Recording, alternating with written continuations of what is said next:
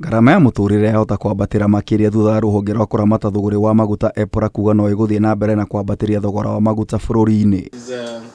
Ndeto ino ikindiritwo ni murugamiriri munene wa EPRA Daniel Kiptoo thutha wa thogora wa maguta kwongererwo mweri muhituku ukirongoreria onjoria na ukui a maguta. We determine petroleum prices on a month-to-month basis, and the biggest component of petroleum prices are not within our control. This is a landed cost.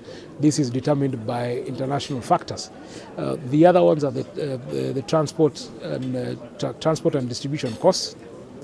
And then there's the issue of the margins, and then, as I've said, the taxes and levies. Mweri muhituku EPRA yabatiririe thogora wa petro na ciringi 3.68, dithoro na ciringi 3.62 na maguta ma tawa na ciringi 3.54, itanya ri kwambatiria thogora uyu na ciringi 7.8. Yes, we have increased the margins. We started with a 3 shilling increase, which is shared amongst the OMC, the importer, shared with the retailer, and also shared for the investment in the retail station. The other component is also on transportation, and for instance transportation, the cost of transportation has not been increased in the pump price build-up from 2010 up until last month.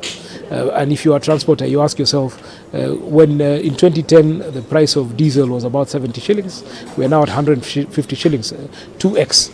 But yet they are only getting compensated as per what the regulator approved in 2010. Kiptoo oigite agikorwo mati kuongerera thogora uyu kambuni cia maguta ciguthii na mbere na kuhingwo na ingine ciambiriirie gubuta andu mawira. We've seen a lot of businesses close, and the big challenge that the industry has put to us is that when businesses are closing, businesses are reporting losses, but we need security of supply. For us to have security of supply, we have to balance the interest of investors and consumers, because that's what the law mandates us as a regulator. So we have to look at the consumer to ensure that the consumer not only pays for costs that are prudent, but at the same time ensure the investor continue to remain afloat and gets a reasonable return.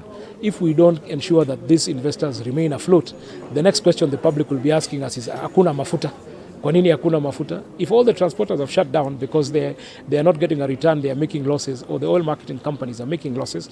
We have Rabai power at 3%. Ekwaragio muthe hindi ya gikaro na ndeki ya mohoro kuria arekereirie riboti yo thondeki utambie na thogori wa hinya wa thitima. A lot of them are listed companies. If you go and look at this publicly available information, you saw one of the oil marketing companies issuing a redundancy notice 2 weeks ago. They are laying off people. Who are they laying off? Kenyans. You've seen another one issued a profit warning. They are listed on the stock exchange. Another oil marketing company. It is a reality that they are having negative numbers. So for us as a regulator is to balance the interest of the investor and the consumer. Kameme TV gikuhe uhoro gitau wa Wanjikũ.